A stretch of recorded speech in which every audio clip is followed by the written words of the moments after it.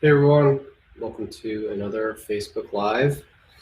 I am back today again, and it's been a busy week for me. Um, I've been kind of a little feeling under the weather. I have a little sinus thing going on, which I think I caught from my kids. It's kind of just annoying, really. Hasn't really hindered me.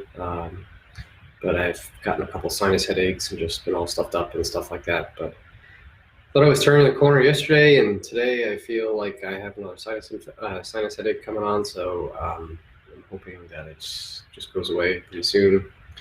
Been drinking, taking some elderberry syrup and bone broth, and just doing all this stuff, getting good sleep, trying to battle it. But it could be worse, so not a big deal.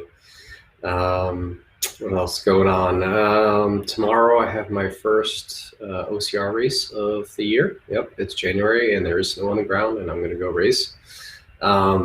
It's supposed to be a winter race, so there's supposed to be snow on the ground. It's a nice little fun race, just something to kick off the year with, local thing. Nothing that I'll get too worked up about. So excited about that, to get back to doing some racing and see some of my friends and fellow OCR nerds that are going to be out there. So that should be a lot of fun. But today I wanted to talk about something which is kind of interesting, came up in one of the groups that I belong to on Facebook.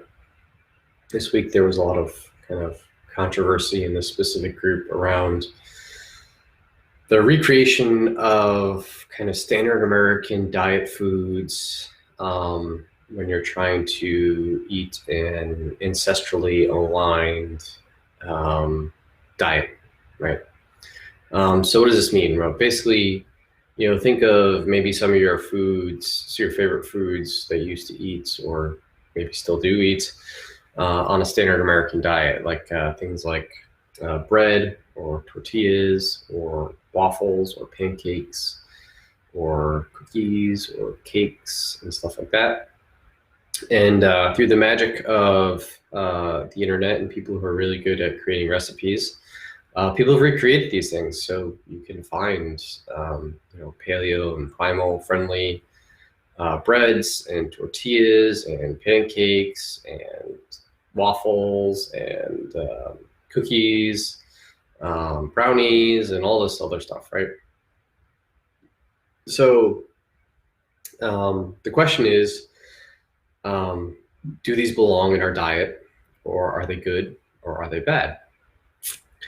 And so up front, I'm going to say that I do eat these things. Some of them appear in my diet more than others.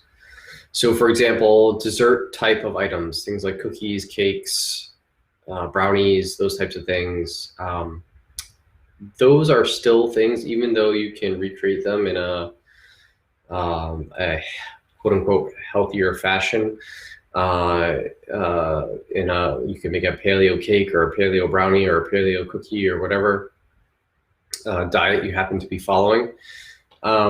It's still cake, it's still brownie, it's still cookie. It's still not something that should appear as a staple in your diet, right? Just because it is a paleo cookie doesn't mean that it's something that you should be eating every day and without any thought or feeling around it. So so those types of things, when I do want a cake or a cookie or a brownie or something like that, I will always try to make the paleo or primal friendly version of those. Those are not staples in my diet. Now, other things are a little bit more common in my diet. Things like pancakes, things like tortillas are pretty common in my diet personally. So I like to make, for example, sweet potato pancakes. You might have seen it on my Instagram or Facebook page, which are literally just mashed sweet potatoes and eggs and cassava flour or almond flour, depending on your choice. those I eat almost every day. And I'll explain why in a little bit. I do eat 2 4-inch paleo tortillas when we do Mexican once a week, just because I like to have little taco shells. So it's literally, they're just little 4 inches, probably maybe two of them. Nothing huge. I'm not making a gigantic burrito shell, although sometimes I will make a big burrito shell if I'm in the mood for a nice big burrito. But those appear in my diet every week. Yeah, so for me, I do have some of these foods around. But as far as whether you should have these foods, these kind of recreation foods in your diet or not, I think it really depends on where you are in your journey and what these foods signal to you. So I spent a long time. I've been paleo primal for 5 or 6 years at this point. I spent probably 4 of those years not really eating these foods at all. Right? There were no pancakes in my diet. There were no waffles in my diet. There were no tortillas in my diet. And I didn't have these foods at all. They completely were eliminated from my food rotation. I didn't have them. And so I spent a long time reestablishing my connection with, whole natural foods, just as they came from the ground, or, unadulterated, unprocessed, not transforming them at all. And then after that period of time, I decided that I did want to have these foods. And it's a way for me as an athlete to get in a little bit more carbohydrates and calories, because the more you kind of turn a natural food into something that's not in its natural state, the more hyper palatable they are and the more you can probably eat of them. So for me, that's something I choose to do because I want to get in as many calories as I can sometimes. And so these foods can help me do that. For someone who's overweight and obese or is trying to lose weight, you should probably think twice about these foods and maybe taking them out of your diet for a period of time while you achieve your goals. And then once you get to the point where you're satisfied with your health and your body composition, you can probably reintroduce them a little bit more frequently.